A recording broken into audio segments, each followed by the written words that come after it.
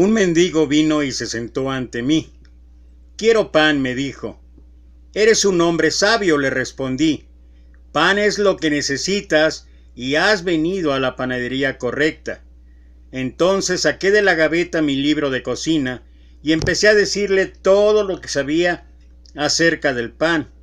Le hablé de la harina y del trigo, del grano y la cebada. Mis conocimientos impresionaron incluso a mí, al citar medidas y recetas. Cuando lo miré, me extrañó no verlo sonreír. «Solo quiero pan», me dijo. «Eres sabio a la vez su decisión. Sígueme y te mostraré nuestra panadería». Lo guié por los pasillos, deteniéndome en la sala donde se prepara la masa y los hornos donde el pan se cocía. Nadie tiene una instalación como esta. Tenemos pan para cada necesidad. Pero aquí está el mejor lugar, dije, al tiempo que empujaba a una puerta. Este es nuestro cuarto de inspiración. Me di cuenta que se había emocionado cuando entramos al auditorio con sus hermosos vitrales. El mendigo no habló ni una palabra. Comprendí su silencio. Puse mis brazos alrededor de sus hombros y le susurré. «A mí también me conmueve». Subí entonces a la plataforma y adopté mi pose favorita tras el púlpito. Y no sé por qué me acordé de 4, 5, 6 hermanos cuando pasan a predicar. Bueno, la pose favorita. La gente viene desde muy lejos a escucharme. Mis trabajadores se reúnen una vez a la semana y yo les leo la receta del libro de cocina de la vida. El mendigo se había sentado en primera fila. Sabía lo que quería. «¿Quieres escucharme, verdad?»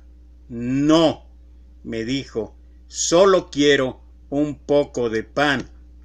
«¡Qué sabio eres!», le repliqué, al mismo tiempo que lo guiaba hasta la puerta de entrada de la panadería. «Lo que tengo que decirte ahora es muy importante», le dije. «A lo largo de esta calle vas a encontrar varias panaderías, pero cuidado, no ofrecen el verdadero pan. Sé de una panadería donde en lugar de una le ponen 2 cucharaditas de sal y otra donde el horno está a 3 grados más caliente.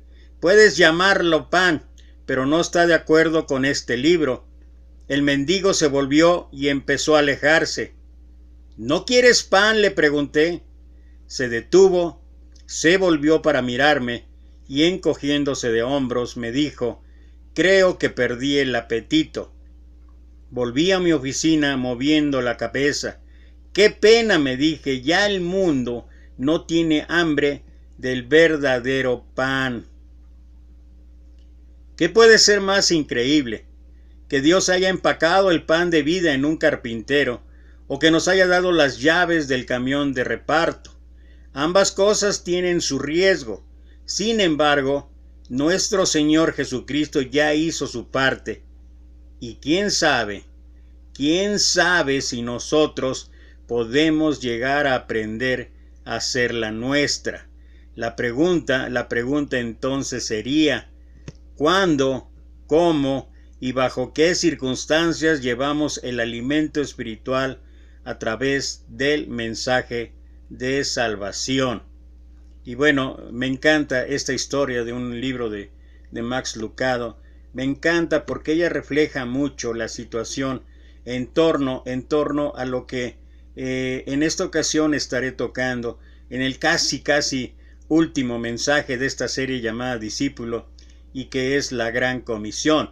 He decidido hacer la primera parte hoy y, si Dios permite, hacer la segunda parte el próximo domingo. Pero será la última, serán las 2 últimas de esta serie de Discípulo, tal como he venido comentando. A partir del lunes iniciaré nuevas actividades en cuanto a los mensajes, nuevos formatos, nuevos estudios de manera diferente. Y bueno, todo esto para la honra y la gloria de Dios. Y si Dios permite, lo haré. Pero regresando a lo que nos ocupa en este día, quiero hablar de lo que nuestro Señor estableció, entre otros. Está en el Evangelio según los 4 autores, pero particularmente me encanta el de Mateo 18 al 20, donde el Señor habla y dice: y Jesús se acercó y les habló diciendo: toda potestad me es dada en el cielo y en la tierra. Por tanto, id y haced discípulos a todas las naciones, bautizándolos en el nombre del Padre, y del Hijo, y del Espíritu Santo, enseñándoles que guarden todas las cosas que yo os he mandado. Y he aquí, yo estoy con vosotros todos los días hasta el fin del mundo. Esto es lo que muchos conocemos. Esto es lo que habla ahí Mateo 28, 18 al 20, entre otros, que se refiere a la Gran Comisión. Y la Gran Comisión tiene que ver con predicar el Evangelio del Señor. Tiene que ver con lo que más tarde va a exhortar el apóstol Pablo en la segunda carta de Timoteo, capítulo 4, versículos 1 y 2. Pero antes de llegar así, que esto lo estoy queriendo dejar para el final de este primer mensaje, analicemos algunas cosas en particular de esta gran comisión que el Señor nos dio a todos y cada uno de los que queremos seguirlo, los que queremos ser discípulos del Maestro. La gran comisión significa compartir la historia de Cristo, no la de nosotros, no la tuya, no la mía, no la de todos. Es cierto que el testimonio es válido y es importante en esto, pero la gran comisión es eso: compartir la historia de Cristo, lo que Cristo hizo para que nosotros pudiésemos acceder a una nueva forma de vida. A mucha gente le encanta una buena historia. Nos encanta compartir nuestros testimonios, contar nuestras experiencias y relatar nuestra jornada espiritual.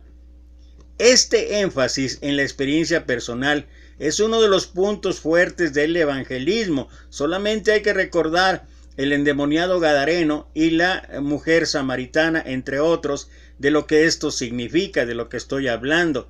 Entendemos la conversión como algo más que un mero asentimiento a la enseñanza del cristianismo y más que la mera observancia de los ritos y rituales asociados con la iglesia. No es de extrañar que el compartir nuestras historias es un aspecto principal importante de la identidad cristiana y la actividad evangelística, pero en esto un peligro sutil está al acecho. Debido al énfasis que hacemos en nuestras historias y testimonios de conversión, sin querer podemos hacer que la gente piensa que el evangelismo es lo mismo que compartir su experiencia personal, y las cosas no son así. Interpretamos la gran comisión de vayan a ser discípulos como ve y dile tu historia.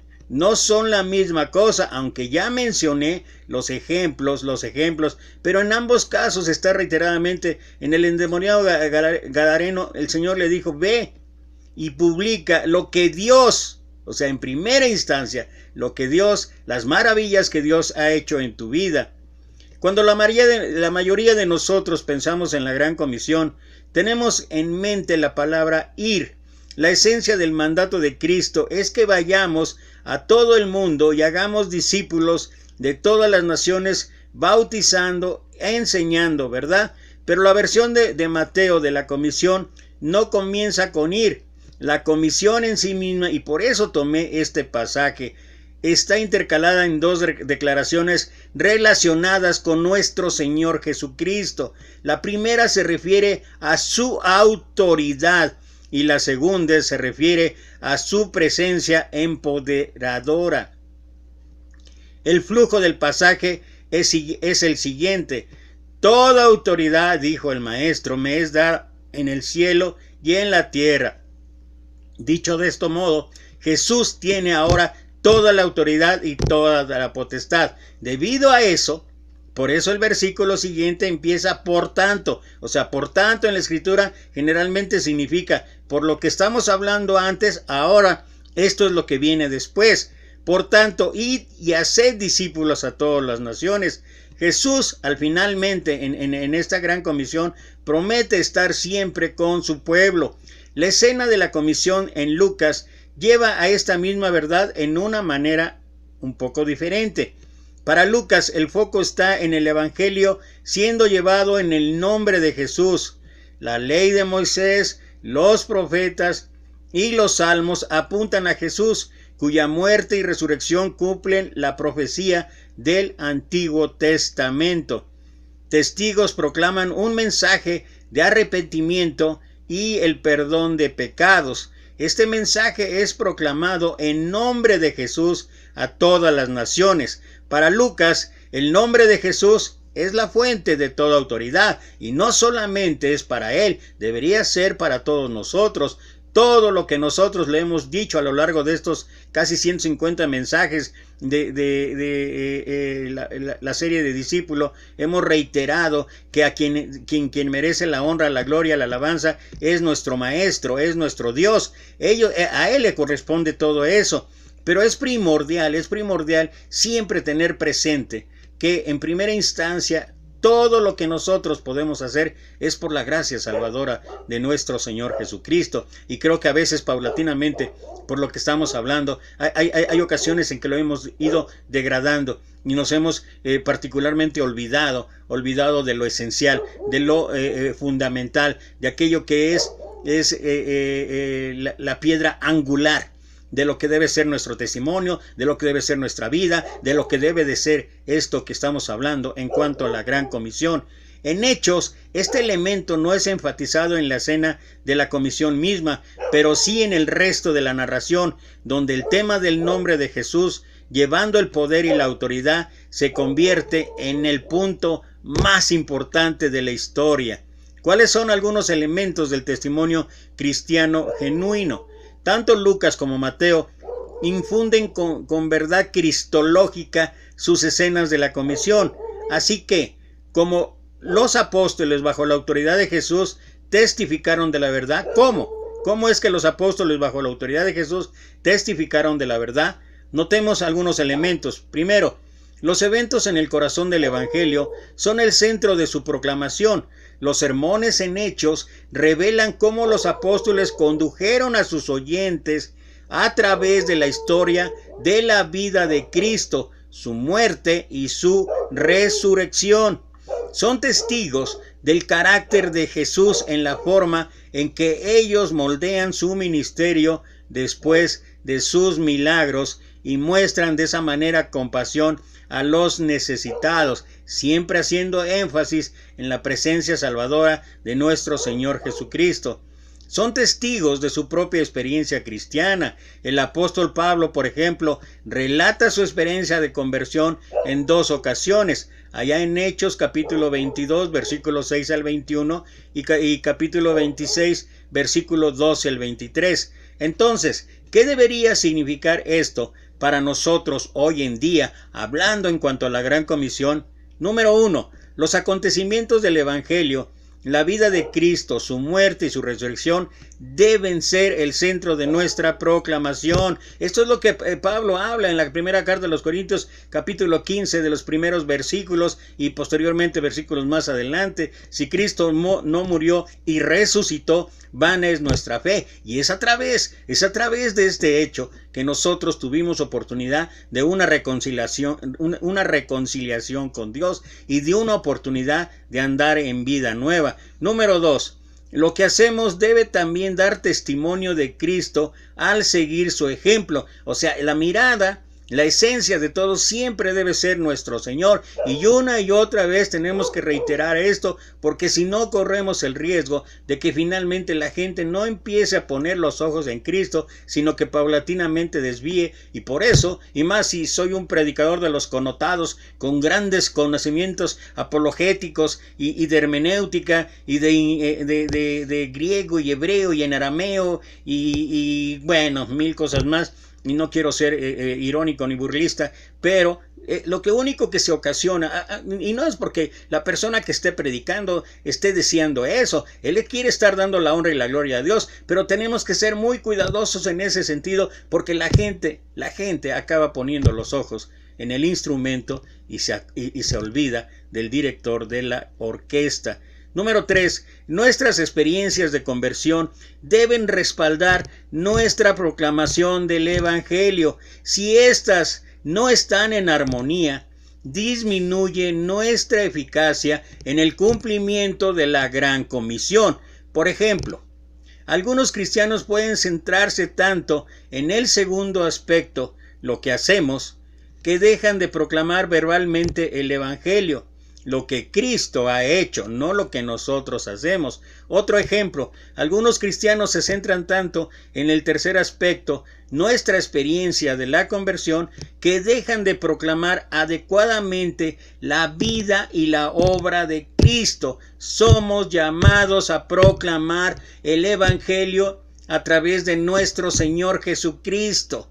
No nuestra conversión, no lo que es parte de lo que Dios ha hecho en nuestra vida, pero lo importante es la obra redentora, la obra salvadora de nuestro Señor Jesucristo.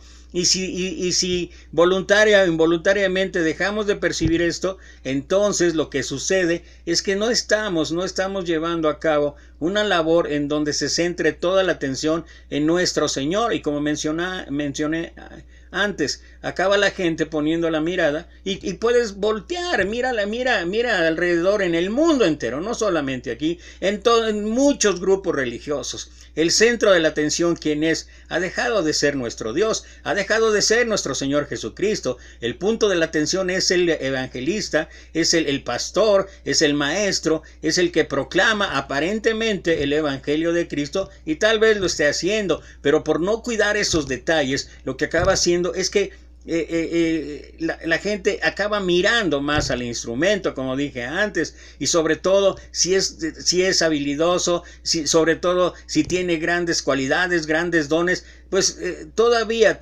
con mayor razón hay que tener más cuidado, porque así somos en general los seres humanos. Pensemos en un segundo peligro un poco más de cerca: la obra de Cristo en la historia contra la obra de Cristo en tu vida, ya de manera personal, en tu vida o en mi vida o en nuestra vida. El significado de la palabra testigos en Lucas capítulo 24 y Hechos capítulo 1, así como a lo largo de la narración de los hechos, se refiere a aquellos que fueron testigos de la obra del Señor y hablaban de ella a los demás. El testimonio de los discípulos se centra en la vida y obra de Cristo, visto con mayor claridad en su muerte y su resurrección.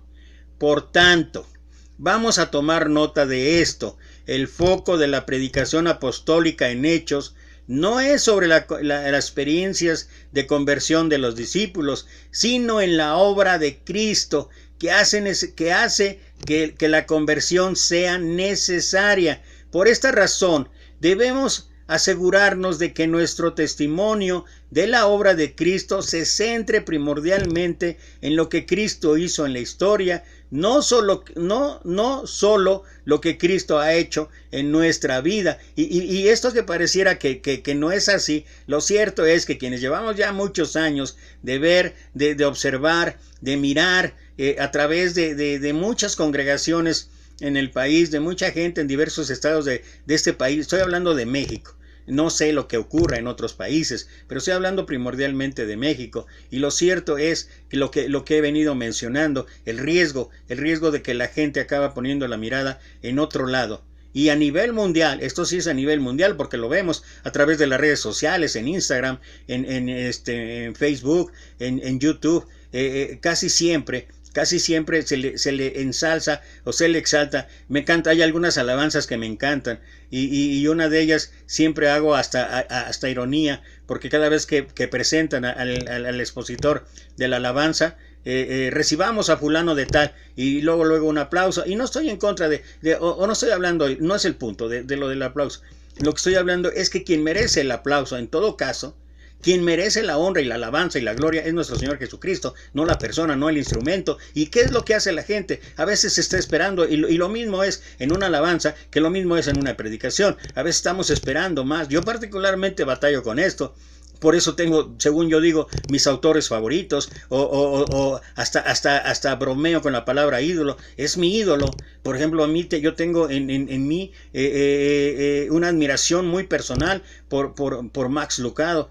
Y me encanta ahora que ha sacado sus audiolibros y todo, y que frecuentemente estoy oyendo, a veces me centro más en lo que hable y que está hablando la verdad de Dios, y que es un hombre íntegro. Para mí es un hombre íntegro, un hombre consagrado a Dios, pero eso es precisamente el riesgo, eso es lo que provoca cuando no proclamamos el evangelio de la manera adecuada o correcta. Ahora, esto no quiere decir que dejemos de lado nuestro testimonio personal. Hay un lugar para esto, hay un lugar para este testimonio personal. Dicho esto, hay un lugar para los testimonios de cualquier persona que quiera narrarlo. Después de todo, Pablo apeló a su experiencia al testificar su singularidad como apóstol. La mujer samaritana corrió a la ciudad y habló de su conversión con Jesús. El ciego de nacimiento, después de ser sanado por Jesús, fue y dijo a todos lo que había sucedido. No es que debamos dejar de dar testimonio personal, y creo que debo ser enfático y dejar en claro esto. Esto es un asunto como de prioridades. La prioridad número 1 es centrarnos en la figura, es centrarnos en la imagen, es centrarnos en la obra redentora de nuestro Señor Jesucristo. Esa prioridad está por encima de todos, pero después las demás, como el testimonio personal, son importantes, pero debemos de tener cuidado de que no la segunda o tercera prioridad ocupen la que está ocupando nuestro Señor Jesucristo. Debemos trabajar, sin embargo, en asegurarnos de que estos testimonios solamente respalden y apoyen el mensaje claro del Evangelio y no lo reemplacen en alguna manera. Lo que Jesús ha hecho por mí debe siempre estar conectado únicamente con lo que Jesús hizo, hace y seguirá haciendo. ¿Qué sucede cuando el testimonio personal prevalece sobre la predicación del Evangelio? Enfocarse principalmente en nuestras propias experiencias con Cristo puede involuntariamente restar importancia de los acontecimientos históricos sobre los cuales la fe cristiana se fundamenta. Un evangelista que solo habla de su experiencia personal con Jesús puede que se sorprenda al encontrarse con otros que genuinamente hablan del mismo modo acerca de sus, y nota esto, esto es lo que estamos hablando de esta exploración, de esta investigación, de este estudio. Hablan del mismo modo acerca de sus experiencias personales en el Islam, el budismo o el hinduismo, entre otros. El deseo inicial de comunicar nuestra experiencia personal puede ser influenciado por el multiculturalismo, lo que lleva a una presentación mutilada del Evangelio, perdiendo su base en la realidad histórica.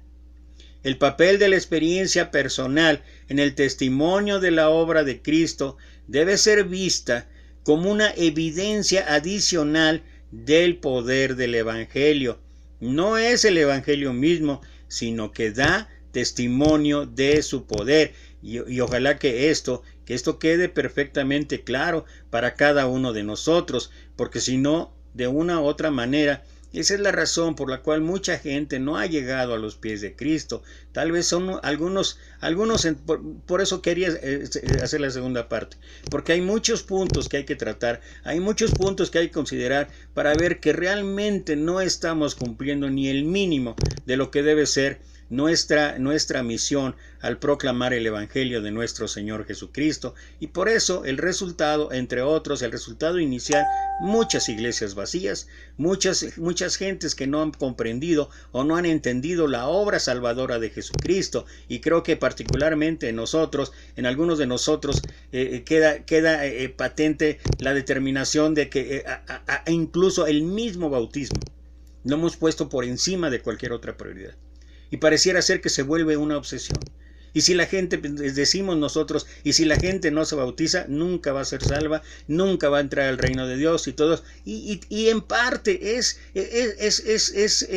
es uno de los elementos de la conversión, es uno de los elementos del plan de salvación, pero no es el más importante, porque hemos dejado de lado la misma obra redentora de nuestro Señor Jesucristo, y eso es lo que deberíamos exaltar. Por eso, en alguna forma, Pablo decía ahí a los Corintios, yo a quién he bautizado, qué bueno que yo no he bautizado a fulano, sultano, a perengano y a todo lo demás. Y Pablo está despreciando el bautismo de ninguna manera, en ninguna forma, ni este es un argumento, ni esta es una herramienta para que digan que el bautismo solamente es como una obra complementaria. No es el caso, no es el punto. Lo que sucede es que debemos entender que antes de todo esto, antes que el creer, que el arrepentirse, el confesar, el bautismo, está en el oír, o el oír el mensaje de la obra redentora de nuestro Señor Jesucristo. Eso es el corazón del Evangelio. Eso es lo que, por eso Pablo en Romanos 1:16 dice, no me avergüenzo del Evangelio, que es poder de qué.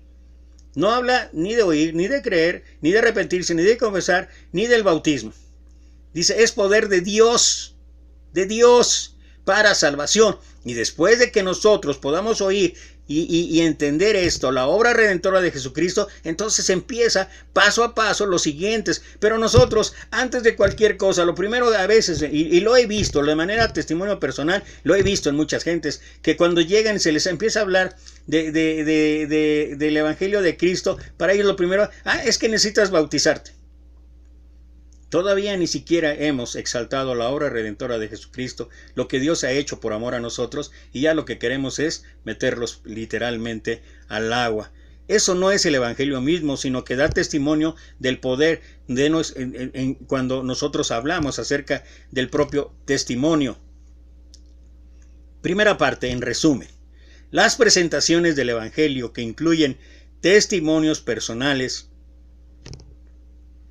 deben preocuparse por hacer énfasis en el Evangelio mismo, la noticia de la muerte y resurrección de nuestro Señor Jesucristo, no simplemente en nuestras experiencias personales de transformación de vida.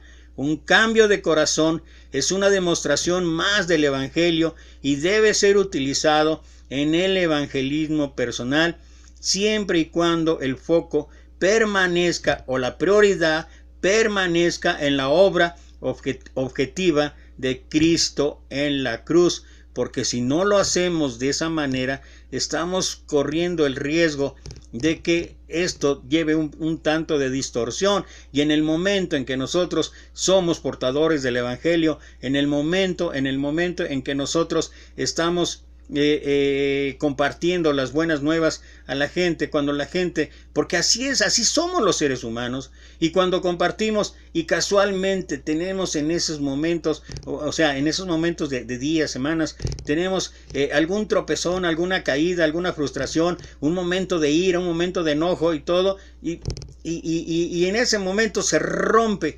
absolutamente todo, porque la gente duda, si él no ha cambiado, ¿cómo me quiere cambiar a mí? Porque así lo interpreta la gente. Yo recuerdo mucho una experiencia de verdad muy personal, una experiencia muy personal en cuanto a esto.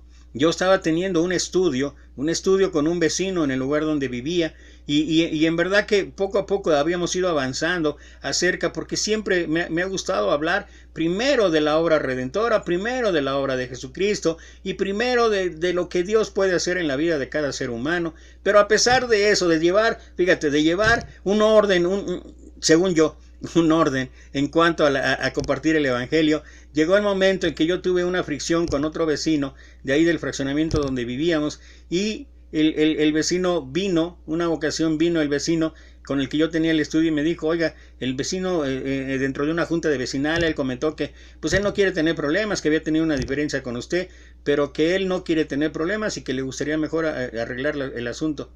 Y él me dijo, yo creo que usted que es cristiano, debería ir y arreglar ese asunto. Y creo que fue una de las cachetadas más grandes que el Señor me ha dado. O sea, el problema es eso. No de la falla, no del error, no de la equivocación. El problema es eso, que si no mostramos primero a la gente la obra redentora que Dios puede hacer en su vida, si no vemos lo que Dios hizo allá en la cruz, si no ensalzamos esto, lo más probable es que la gente se deje llevar por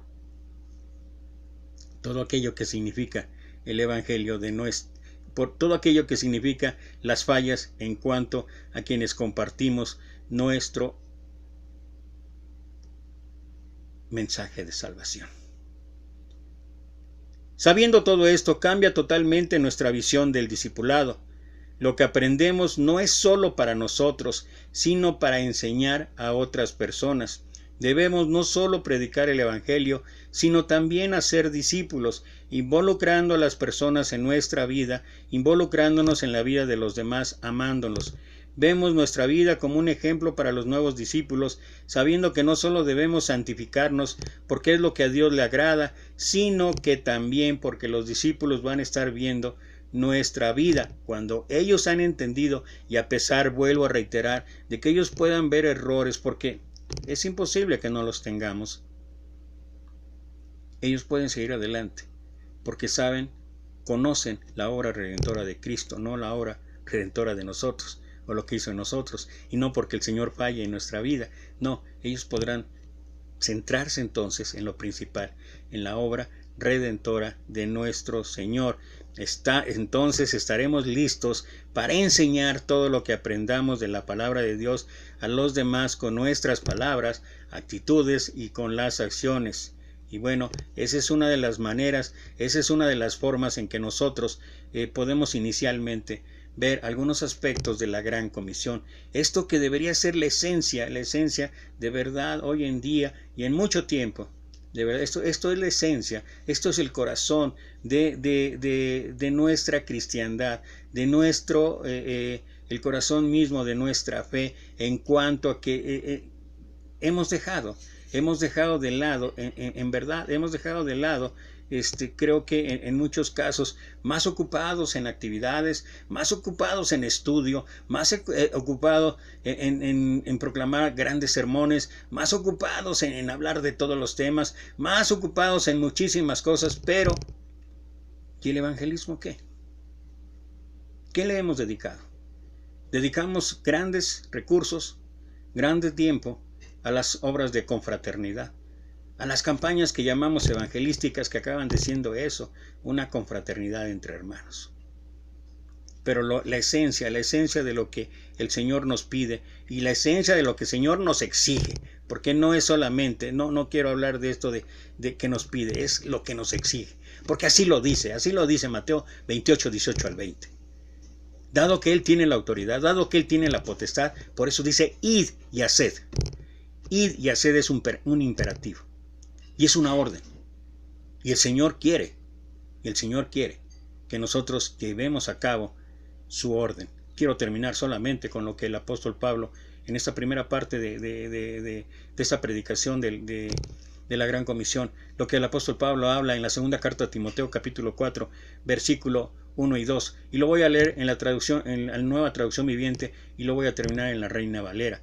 Dice la Nueva Traducción Viviente: en presencia de Dios y de Cristo Jesús, quien un día juzgará a los vivos y a los muertos, cuando venga a establecer su reino, te pido encarecidamente, predica la palabra de Dios, mantente preparado, sea o no el tiempo oportuno, corrige, reprende y anima a tu gente con paciencia y buena enseñanza.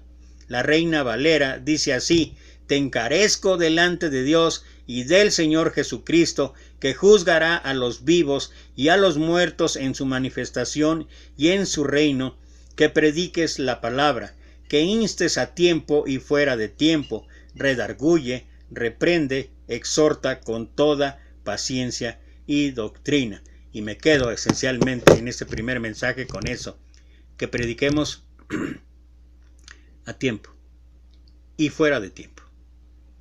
No hay un tiempo exacto, no hay un tiempo escogido por nosotros. Por eso he hablado siempre de las campañas evangelísticas, ¿no? La predicación es en todo tiempo. La predicación es en la reunión de la iglesia.